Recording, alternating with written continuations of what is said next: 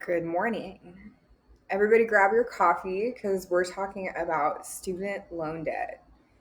As many of you know, the Supreme Court overturned the decision to forgive student loan debt up to $20,000 for those who are eligible.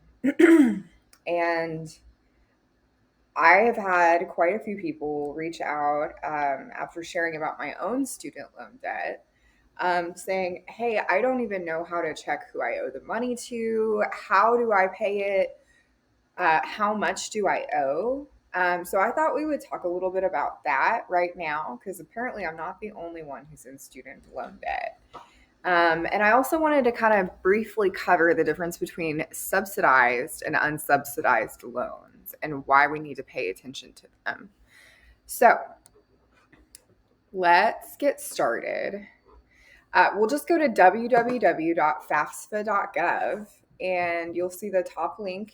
There is the financial aid website homepage. And if you bypass all of this mumbo jumbo about the bill, you'll continue to click on the login info.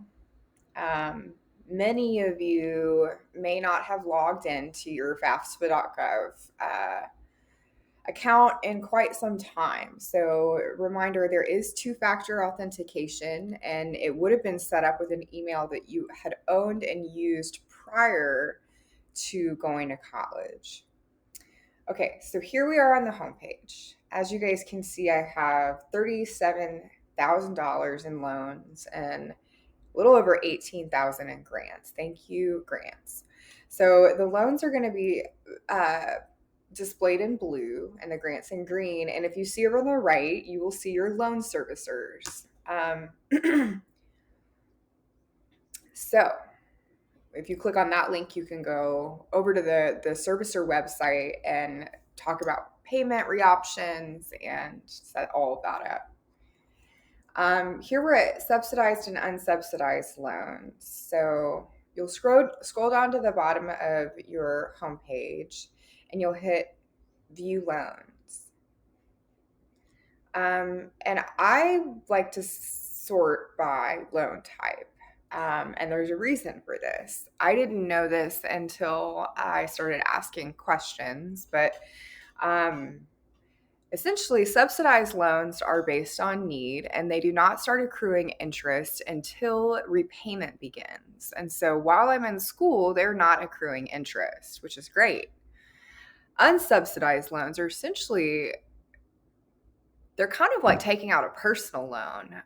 They begin accruing interest from the time that you started school and took out the loan. So each loan disbursement was taken out on a certain date. And as you can see where I'm highlighting on each loan disbursement, it has the date listed.